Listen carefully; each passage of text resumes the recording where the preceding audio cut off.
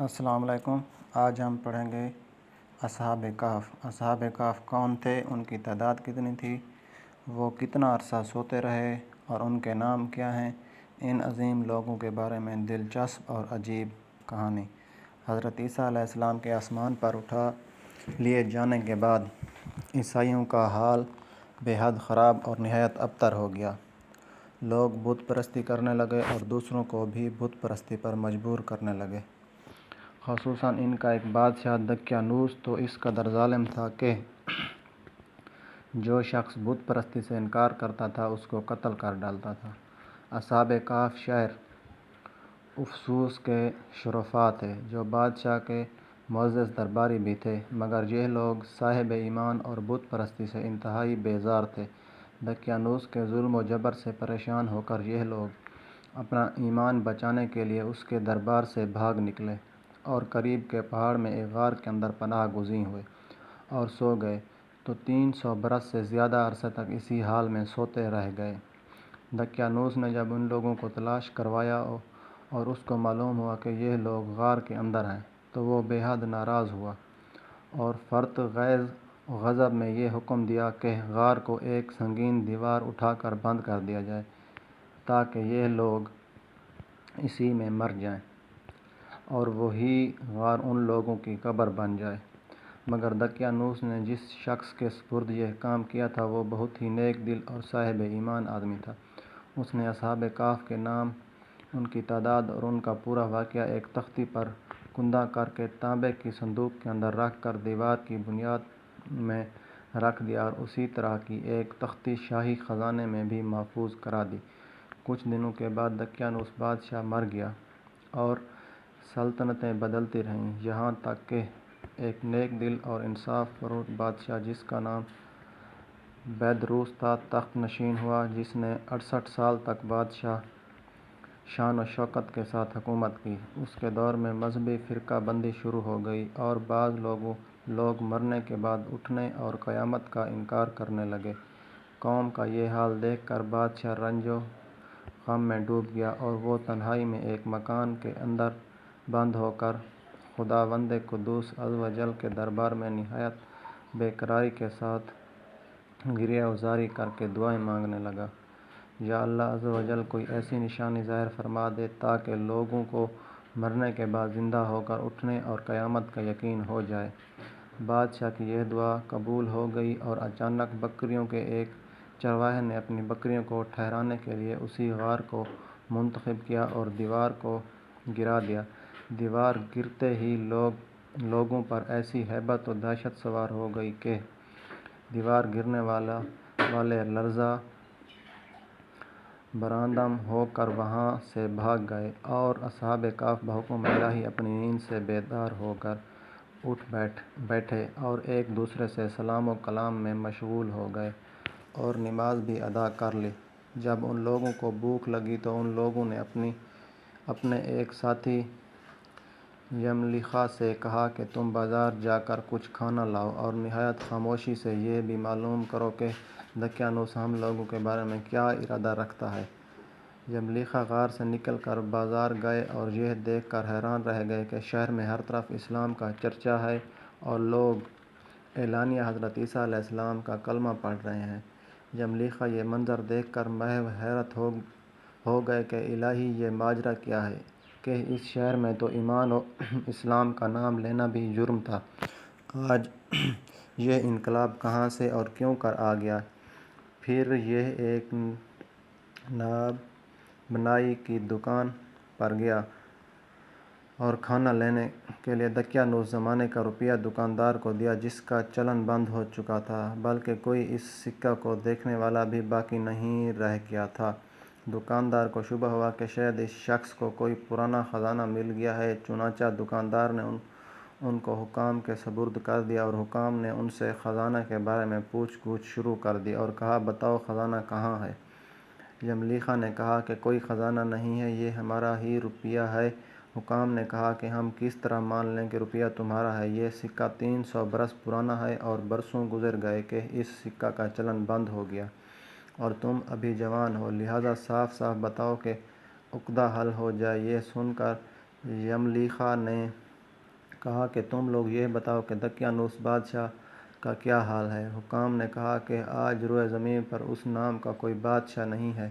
ہاں، سینکڑوں برس گزرے کہ اس نام کا ایک بے ایمان بادشاہ گزرا ہے جو بت پرست تھا۔ یملیخا نے کہا کہ ابھی کل ہی تو ہم لوگ اس کے خوف سے اپنے ایمان اور جان کو بچا کر بھاگے ہیں۔ میرے ساتھی قریب ہی کے غار میں موجود ہیں، تم لوگ میرے ساتھ چلو، میں تم لوگوں کو ان سے ملا دوں۔ چنانچہ حکام اور عمائدین شہر کی کثیر تعداد میں اس غار کے پاس پہنچے۔ اصحاب کہف یملیخا کے انتظار میں تھے۔ جب ان کی واپسی میں دیر ہوئی تو ان لوگوں نے یہ خیال کر لیا کہ شاید یملیخا گرفتار ہو گئے، اور جب غار کے منہ پر بہت سے آدمی کا شور و غل ان لوگوں نے سنا تو سمجھ بیٹھے کہ غالباً دقیانوس کی فوج ہماری گرفتاری کے لیے آن پہنچی ہے۔ تو یہ لوگ نہایت اخلاص کے ساتھ ذکر الہی اور توبہ و استغفار میں مشغول ہو گئے۔ حکام نے غار پر پہنچ کر تانبے کا صندوق برآمد کیا اور اس کے اندر سے تختی نکال کر پڑھا تو اس تختی پر اصحاب کہف کا نام لکھا تھا، اور یہ بھی تحریر تھا کہ یہ مومنوں کی جماعت اپنے دین کی حفاظت کے لیے دقیانوس بادشاہ کے خوف سے اس غار میں پناہ گزین ہوئی ہے۔ تو دقیانوس نے خبر پا کر ایک دیوار سے ان لوگوں کو غار میں بند کر دیا ہے۔ ہم یہ حال اس لیے لکھتے ہیں کہ جب کبھی بھی یہ غار کھلے تو لوگ اصحاب کہف کے حال پر مطلع ہو جائیں۔ حکام تختی کی عبارت پڑھ کر حیران رہ گئے، اور ان لوگوں نے اپنے بادشاہ بیدروس کو اس واقعے کی اطلاع دی تو فوراً ہی بیدروس بادشاہ اپنے امراء اور عمائدین شہر کو ساتھ لے کر غار کے پاس پہنچا۔ تو اصحاب کہف نے غار سے نکل کر بادشاہ سے معانقہ کیا اور اپنی سرگزشت بیان کی۔ بیدروس بادشاہ سجدہ میں گر کر خداوند قدوس کا شکر ادا کرنے لگا کہ میری دعا قبول ہو گئی، اور اللہ تعالیٰ نے ایسی نشانی ظاہر کر دی جس سے موت کے بعد زندہ ہو کر اٹھنے کا ہر شخص کو یقین ہو گیا۔ اصحاب کہف بادشاہ کو دعائیں دینے لگے کہ اللہ تعالیٰ تیری بادشاہی کو حفاظت فرمائے، اب ہم تمہیں اللہ کے سپرد کرتے ہیں۔ پھر اصحاب کہف نے السلام علیکم کہا اور غار کے اندر چلے گئے اور سو گئے۔ اسی حالت میں اللہ تعالیٰ نے ان لوگوں کو وفات دے دی۔ بادشاہ بیدروس نے سال کی لکڑی کا صندوق بنوا کر اصحاب کہف کی مقدس لاشوں کو اس میں رکھوا دیا، اور اللہ تعالیٰ نے اصحاب کہف کا ایسا رعب لوگوں کے دلوں میں پیدا کر دیا کہ لوگ کسی کی یہ مجال نہیں کہ غار کے منہ تک جا سکیں، اور اس طرح اصحاب کہف کی لاشوں کی حفاظت کا اللہ تعالیٰ نے سامان کر دیا۔ پھر بیدروس بادشاہ نے غار کے منہ پر ایک مسجد بنوا دی اور سالانہ ایک دن مقرر کر دیا کہ تمام شہر والے اس دن عید کی طرح زیارت کے لیے آیا کریں۔ اصحاب کہف کی تعداد میں جب لوگوں کا اختلاف ہوا تو یہ آیت نازل ہوئی۔ ترجمہ: تم فرماؤ میرا رب ان کی گنتی خوب جانتا ہے، انہیں نہیں جانتے مگر تھوڑے۔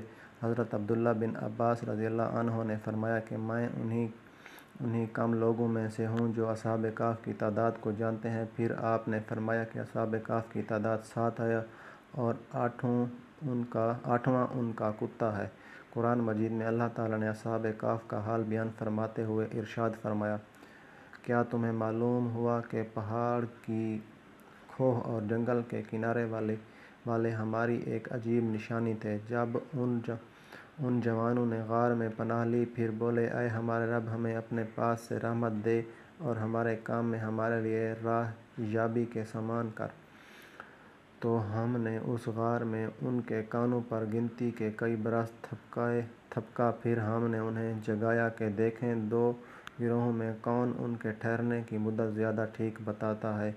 ہم ان کا ٹھیک ٹھیک حال تمہیں سنائیں۔ وہ کچھ جو ان تھے اپنے رب پر ایمان لائے اور ہم نے ان کو ہدایت بخشی۔ اس سے اگلی آیتوں میں اللہ تعالیٰ نے اصحاب کہف کا پورا حال بیان فرمایا جس کا تذکرہ اوپر ہو چکا ہے۔ اصحاب کہف کے نام، ان کے ناموں میں بھی بہت اختلاف ہے۔ حضرت علی رضی اللہ عنہ سے روایت ہے کہ ان کے نام یہ ہیں: یملیخا، مشلینا، مرنوش، دبرنوش، شاژنوش۔ 7واں چرواہا تھا جو ان لوگوں کے ساتھ ہو گیا تھا۔ حضرت علی رضی اللہ عنہ نے اس کا ذکر نہیں فرمایا۔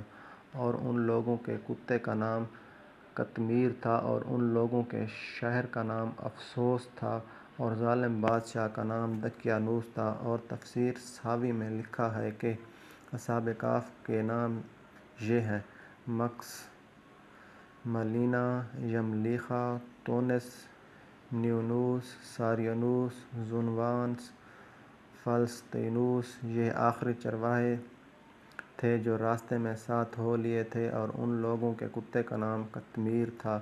اصحاب کہف کتنے دنوں تک سوتے رہے؟ اپنے غار میں 300 برس ٹھہرے۔ تو کفار کہنے لگے کہ ہم 300 برس کے متعلق تو جانتے ہیں کہ اصحاب کہف اتنی مدت تک غار میں رہے، مگر ہم 9 برس کو نہیں جانتے۔ تو حضور اقدس صلی اللہ علیہ وآلہ وسلم نے فرمایا کہ تم لوگ شمسی سال جوڑ رہے ہو، اور قرآن مجید نے قمری سال کے حساب سے مدت بیان کی ہے، اور شمسی سال کے ہر 100 برس میں 3 سال قمری بڑھ جاتے ہیں۔ یہ تھا اصحاب کہف کا واقعہ اور ان کی مکمل کہانی، جو آپ نے آج سنی ہماری زبانی